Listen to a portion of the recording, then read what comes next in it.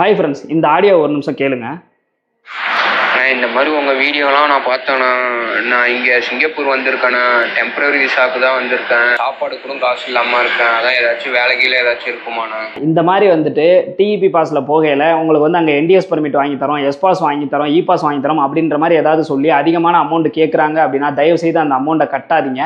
அப்படி நீங்கள் கட்டுனீங்க அப்படின்னா இந்த மாதிரி ஏமாந்து போகிறதுக்கான வாய்ப்புகள் ரொம்ப அதிகமாக இருக்குது. ஏன்னு கேட்டிங்கன்னா அவங்க வேலை வாங்கி கொடுக்க நினைச்சாலுமே வந்துட்டு ஒரு சில கம்பெனிகளில் கோட்டா இருக்காது, ஒரு சில கம்பெனிகள் வந்து அப்ளை பண்ணால் ரிஜெக்ட் ஆகும். இந்த மாதிரி பல ரீசன்ஸ் இருக்கு. டிஇபி பாஸ் அப்படிங்கிறது பார்த்தீங்க அப்படின்னா வந்துட்டு 3 to 4 month தான் உங்களால் சிங்கப்பூரில் இருக்க முடியும். அதுக்கு மேலே உங்களால் இருக்க முடியாது. அந்த 3 to 4 monthல உங்களால் எவ்வளோ சம்பாதிக்க முடியுமோ 1 லட்சமாவது ப்ராஃபிட் எடுக்கிற அளவில் மட்டுமே நீங்கள் அமௌண்ட் கட்டிட்டு சிங்கப்பூர் போகிறது ரொம்ப ரொம்ப நல்லது. அதை விட்டுட்டு இந்த மாதிரி வந்து டிஇபி பாஸ்லேருந்து என்டிஎஸ் பர்மிட் மாற்றி தரேன், எஸ் பாஸ் மாற்றி தரேன், இ பாஸ் மாற்றி தரேன் அப்படின்ற மாதிரி ஏஜென்ட் வந்து உங்கள்ட்ட அதிகமான அமௌண்ட் கேட்டாங்கன்னா அந்த மாதிரி கட்டிட்டு போகாதீங்க. அப்படி கட்டிட்டு போனீங்க அப்படின்னா இந்த மாதிரி நீங்களும் பிரச்சனையில் மாட்டிக்கிறதுக்கான வாய்ப்புகள் இருக்குது. அங்கே போயிட்டு நிறைய பேர் கஷ்டப்படுறதுக்கான வாய்ப்புகள் இருக்குது. அதே மாதிரி பார்த்தீங்க அப்படின்னா நீங்கள் டிஇபி பாஸில் போனாலுமே உங்களுக்கு சம்பளம் வரதுக்கு 1 மாதத்துக்கு மேலே ஆகும். ஒரு சில கம்பெனிகளில் $100 அட்வான்ஸ் அந்த மாதிரி தர்றாங்க, பல கம்பெனிகளில் அந்த மாதிரி அட்வான்ஸ் தர்றதில்லை. ஸோ 1 மாதத்துக்கு வந்து உங்கள் செலவுக்கு தேவையான அமௌண்ட்டை கையில் எடுத்துகிட்டு போகிறது ரொம்ப ரொம்ப நல்லது.